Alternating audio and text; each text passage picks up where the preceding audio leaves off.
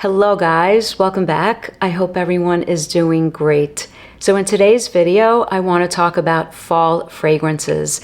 I have here a lineup of 12 fragrances that I've picked from my collection. It was very, very difficult to contain this to a list of 8 or 10, which is what I wanted to do. That was my intention.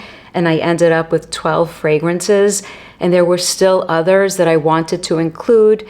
But what I did was try not to have more than one fragrance from a perfume brand. And I also tried to pick different scent profiles, from florals to incense to woody fragrances. So I ended up with a list of 12, which means that I am going to just briefly touch upon each fragrance without going into a full in-depth review, just to keep the video moving. And these fragrances, in my opinion, are great fall fragrances. And what that means to me is that these fragrances are moving away from the fresh, clean, airy fragrances that I like to wear when the weather is warmer. They're not rich, dark, dense fragrances that I would reach for when the weather is colder. So here in New York, it's been up and down. Some days are warm, some days are cool, but that brisk, cool air is setting in. And so I think these fragrances are appropriate for this sort of weather. So we're going to start with 2 floral fragrances. The first one is from the house of Dusita, and this is Fleur de Lalita. I spoke about this one in my video on Dusita fragrances. I think this one is a beautiful, beautiful floral fragrance. I also think it's unique. Even though you have a host of florals in here, the galbanum takes this into a green direction. So it's quite green, and what I really, really like about this is the ambrette. And the ambrette being a vegetal musk, it makes the fragrance a musky floral, a green musky floral, and there's something almost a little bit medicinal about the ambrette in here, the ambrette seeds, which makes things interesting. So I find this unique because of that. I think I really, really love the galbanum that takes this into a green direction, and I really like that almost medicinal aspect to the vegetal musk in here. It's really nice. So it stays away from being a super fresh floral that I would reach for in the summer, and it's also not one of those rich, dark florals like some of the Amouages that I have that I would reach for when the weather gets colder. So this is the perfect time of year to wear something like this, in my opinion. So that is Fleur de Lalita from Dusita. It's really, really beautiful. I think it's a unique take on a floral scent profile. The next one is from the house of Amouage, and this is Figment Woman. I love the color of this bottle. I am not sure if this fragrance has been discontinued. I have a backup bottle of this fragrance. Even though I'm not so into backing up my fragrances, there are a number, maybe a handful or a little more than a handful, that I do have backup bottles for. And I was thinking of creating a video and just chatting about the fragrances that I decided to get backup bottles for. So this is one of them because I think it's either discontinued or close to being discontinued, but I included it in the list because I think that this can still be purchased. I did not include discontinued fragrances. This one might be the exception. This is beautiful. It's complex. It makes Fleur de Lalita look linear. It's also a musky floral fragrance. So what you have here is a complex floral fragrance. In the opening, it's rich and it's almost a little bit dark. And as it dries down, I get the tuberose and the gardenia, and I get the spices. There's cinnamon in here, and then there's an earthiness from papyrus. There is something that hints at something indolic, animalic about one of the florals in here. It's why I love it. As it dries down, I get green hints, and then there's also something that's almost berry-like a fruity hint in the fragrance. Again, it really is classic Amouage, complex. There's such a complexity to these fragrances, it's almost difficult to describe. In the end, it's a beautiful floral with complexity. It's not as dark and rich as something like Memoir Woman. It's not as rich as something like Epic Woman. So I feel like this one is also not a light wearing fragrance for the warm weather. I feel like this is the perfect time of year, either a daytime or an evening scent. I think this is perfect. It's a beautiful, beautiful floral fragrance. This is not blind buy safe because of these nuances that I think are a little bit animalic in here. So I'm not sure what others would think of this fragrance. I happen to love it. I like unique. This one is unique and complex, so that's Figment Woman. So the next one is from the house of Frederic Malle. This is a recent addition to my collection. This is Musc Ravageur 2000. Maurice Roussel is the perfumer. The original version is for sure more animalic. I have never smelt it. I would love to get my nose on that one, but this one will do just fine. So this is an easy reach. This is a musky, ambery fragrance. There's some freshness from bergamot and mandarin at the top. There's spicy components in here. There's a sweetness, a warm, ambery sweetness. It's fluffy. It is a fluffy, sweet, musky, ambery fragrance. And I think everyone knows about this. A lot of people consider this a sexy fragrance. I'm not sure that I consider this a sexy fragrance. I don't find it animalic. I do see maybe a hint of something slightly animalic that comes along with the musk in here, but I would not consider this an animalic fragrance. To me, this is a cozy fragrance. It's like a cozy cashmere fluffy blanket against a cool, brisk breeze, and I think it's perfect for the fall season. I wore this today to run errands, and I was getting wafts off my skin. It's simple, but it's quite enjoyable, and I think this one has a lot of fans.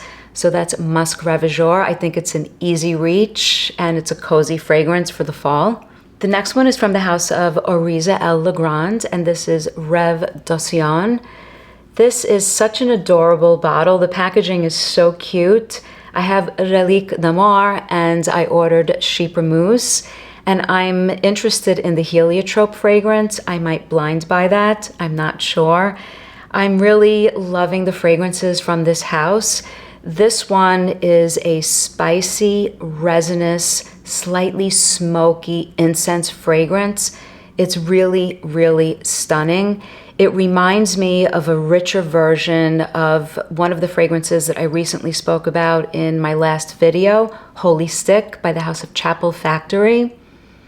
Like that fragrance, the incense in here is not dark. It's not super smoky and super dark. And like that fragrance, it's very resinous, but this one is a little bit more smoky and a little bit more full-bodied. So this one is a step up from the light-wearing sort of scent profile that Holy Stick is. This one definitely has a lot more to it. There are woody components in here. The incense is a little bit churchy, but what I like is that it's not overwhelming and unwearable because the resinous, the balsamic qualities are there in the backdrop to complement the incense. Although the incense is prominent, it's definitely an incense fragrance. And you have a sweetness, a resinous sweetness from benzoin, and there's tonka bean, but it's not too sweet, it's just right. And there's a sort of fluffy, musky sort of aspect to this fragrance as well.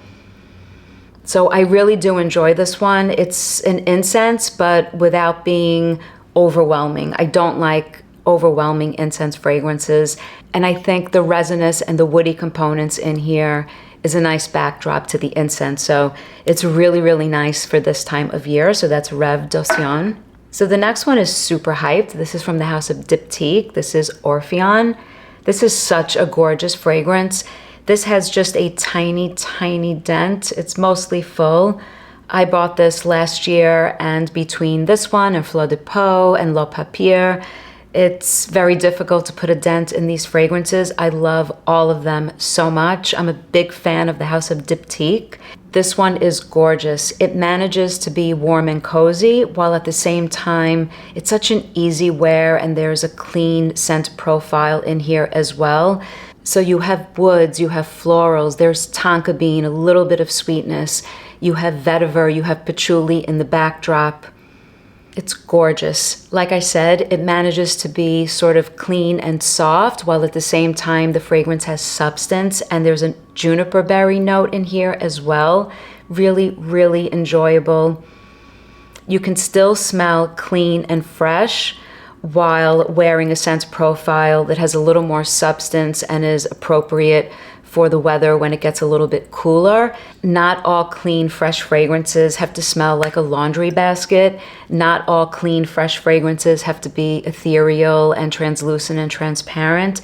And I think Orpheon is a good example of one that's clean and fresh and easy to wear, while at the same time, if you look at the note breakdown with the woods, the vetiver, the patchouli, you might think that it's a deeper, stronger scent profile, but it's not. It's beautiful. And I think this one is a perfect clean scent profile for the fall. So the next one is from the house of Parfum d'Empire. I love this one. I love Parfum d'Empire fragrances. I own quite a few. This is Cuir Ottoman. Very, very simple packaging. Very, very well done fragrances. I really love this one. Iris, leather, but the leather in here is not a dark leather. It's not a horsey leather. It's a texture. It's almost a smooth, thin leather that's almost suede-like. Again, it's a texture in the fragrance. This is a soft, powdery, almost vintage interpretation of a very soft leather fragrance. It has an almost vintage feel to it because of the powdery aspects. I love powdery fragrances, but here it's not overdone. The iris is beautiful in here. I feel like the fragrance gives me the color lavender. I feel like I see soft lavender petals.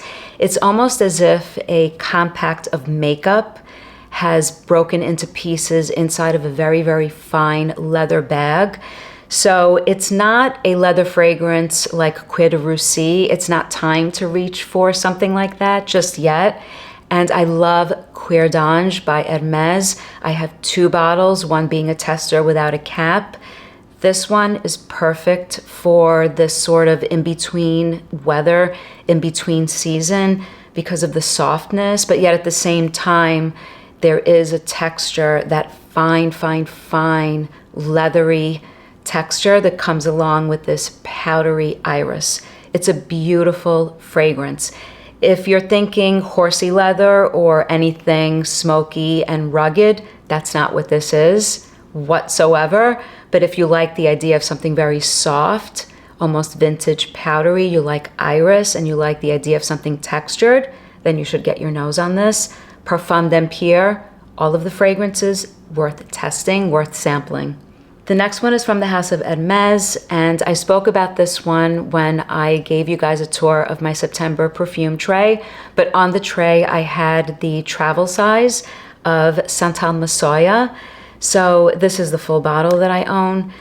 I really like this. It's such a wispy take on a woody fragrance. It's sandalwood and it's Massoia wood, and there's something lactonic about this, which is what I love.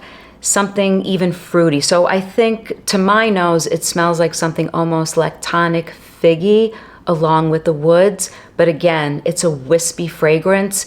Maybe there are some hints of something spicy that to my nose, I'm assuming comes from the woods in here. So I love the spice, but it's soft. I love the woods, but they're not strong and deep. They're soft, almost like a blonde wood in my mind. I'm not familiar with what Massoia wood looks like. In my mind, I'm getting something lactonic and cozy and almost figgy in the fragrance with the backdrop of woods. But again, although it's cozy, the fragrance is wispy and it's light wearing. And I think that's what makes this cozy and so enjoyable. And what I love about this, I throw the travel size in my bag, and throughout the day at work, in the afternoon, if I feel like I don't detect the fragrance, I spray it on again. I really like the way this smells. I think I love the lactonic components. It's not overwhelmingly lactonic, it's just perfectly balanced. I just love this. So I enjoy wearing this. I think it's cozy. It's like a lightweight cashmere sweater, a lightweight, fluffy cashmere sweater. So if you like sandalwood fragrances and you don't want dark, deep, strong, or heavy, you want something a little bit smooth and light wearing, but enjoyable and cozy, Santal Massoia, I think you should get your nose on. It's perfect for the fall.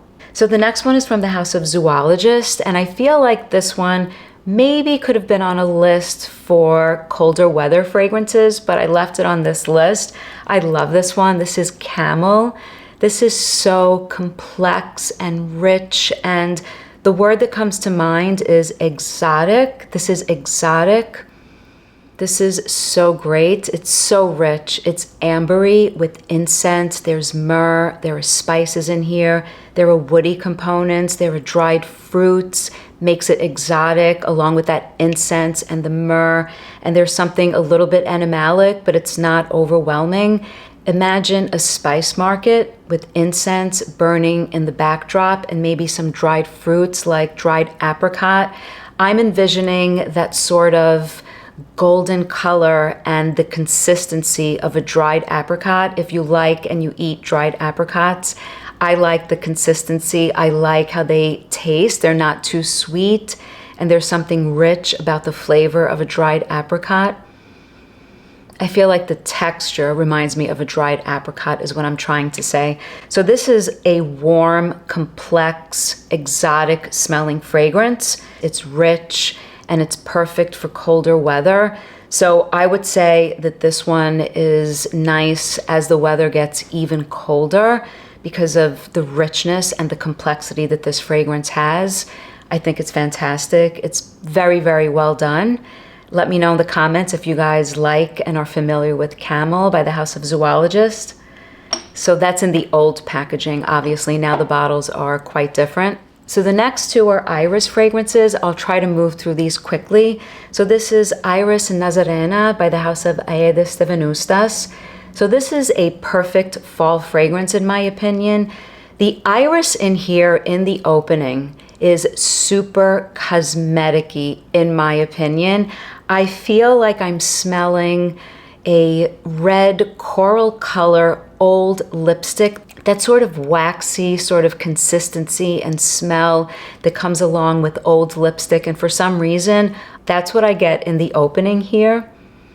But that quickly changes as it starts to dry down. I start to get something a little bit smoky, a little bit spiced. There's clove in here. And then I get woody components, and I'm not sure if that's coming from the vetiver in this fragrance. I feel like the vetiver plays a big role here. It takes iris into a sort of different direction. It's not the usual iris fragrance. It's a more full-bodied iris. It's not an ethereal, powdery, feminine, purple flower sort of iris. I feel like even though in the opening it's such a cosmetic-y iris to my nose, by the time it starts to develop and warm up on skin, I feel like the vetiver or the woody components, there's something woody in the fragrance with hints of something smoky and spiced, start to come into play, and it really takes this iris into a different direction, into a sort of woody direction, to my nose at least. So there's nothing sweet about this fragrance. I think it's a nice full-bodied iris fragrance that's nice as the weather gets a little bit cooler. So that's Iris Nazarena. So the next one is from the House of Les Abstraits, and this is Bel Ame. So I love the packaging. I love these bottles. I like that they're substantial. They're a nice weight, but I really, really like the caps, like those super magnetic caps like the Dior bottles. So I just wanted to mention that. But Bel Ame is one of my favorite iris fragrances. It's up there with Iris Silver Mist, but this one is a completely different take. I think this is really unique when it comes to iris fragrances. This is what I always refer to as a fluffy iris, like a marshmallow that I can squeeze between my fingers. It's an iris that has a freshness in the opening with a little bit of zest from ginger. And then as the fragrance warms up, you have a dusting of cacao. There's a hint of spice from the cardamom in here. There's a warmth to this iris fragrance. It's cozy. It's like a fluffy, cozy cashmere blanket. It's warm. It's perfect for the season where it's getting cooler. So I've taken this out so that I could use this one more, and also Iris Nazarena that I haven't reached for all summer. And what I really like about this is the musky quality. So that's the key to this fragrance, and I think that's why I keep calling it fluffy, because the fragrance is musky. It's a fluffy, musky take on Iris with these hints of cacao. So it's a beautiful one. If you like Iris fragrances, you should try this. It's a little bit gourmand without being super sweet and cloying. I don't like sweet fragrances, but I would say that this one is an almost gourmand take on an Iris fragrance, a musky, fluffy take. So that's Bel Ame, and we have 2 more, so we're getting there. So the next one is from the house of Christian Dior. This is a huge bottle of Ambre Nuit. I love this fragrance. This is such a great, easy to wear fragrance. This is simple, but yet so well done. A simplistic yet beautiful fragrance. So this one is a woody fragrance that has a freshness from bergamot and grapefruit in the opening. There's pink pepper in here, and then there's rose that's more prominent in the opening. As it dries down, I feel like the rose sort of takes a back seat. And even in the opening, it's not a deep, dark, rich rose. It's more of a rosy sort of aspect to the fragrance. Again, it sort of dissipates as the fragrance dries down. And in the end, what you get is this ambery, woody fragrance that's simple, easy to wear, a perfect office fragrance, a perfect everyday fragrance. While it's cozy and it's perfect for the fall, there's a sort of freshness and clean aspect to the fragrance. That's what I love about this. There's something light about it, but at the same time, it's cozy. It manages to do the two, and I really, really like this a lot, hence the huge bottle that I own. So Ambre Nuit is a favorite for me in my fall lineup. And last but not least, from the house of Chanel, we can't have a list without a Chanel. This is Bel Respiro. This is a 200 ml of the EDP. I also own the EDT. So the EDT was released in 2007 and the EDP was released in 2016 when they did the repackaging and the reformulations. So I haven't done a side-by-side, but I feel like the EDT almost seems super aldehydic, but I need to do a side-by-side. I can't really speak about the nuances and the specific differences. So I grabbed the EDP, which is a newer addition to my collection, since that's what's available for you guys at the moment. I love this fragrance, and I'm not sure if this fragrance might be on someone's list as a spring fragrance or maybe warmer weather, but it's my list, and for me personally, even though it's soft, I feel is a cozy fragrance that belongs on this fall fragrance list. So what you have here is a soft fragrance, soft green, soft floral, almost something herbal, and it's outdoorsy and it's green, but without being dark. It's not a dark green outdoorsy fragrance. It is so delicate. It is so mild. I'm going to spray this on skin since it's the last one. It is so beautiful and almost sparkling aldehydic in the opening with that softness from the florals and hints of something almost a little bit herbal. It almost seems like you're getting wet grass after the rain. And there is something a little bit powdery in here as well. Now, I've worn the EDT more than this one, the EDP. This one is just as beautiful. And like I said, there's almost something a little bit soapy clean in there if you get your nose to the fragrance. But overall, it's just such a cozy, light wearing, almost ethereal green fragrance. That's what it is. It's cozy and ethereal. And I can almost see, like after the rain, a drop of water just sort of fall from a green leaf. There's something soft and green about this and dewy at the same time. So there's sort of a complexity to this simple scent profile. There's so much to say, and yet It's simple and beautiful and cozy, and that's why it's on this list. So that's Bel Respiro from the House of Chanel. So those are 12 fragrances in my fall lineup. Let me know in the comments if you guys are familiar with any of these and what you guys think. As always, thank you so much for watching, your support, and your comments. Until next time, bye guys.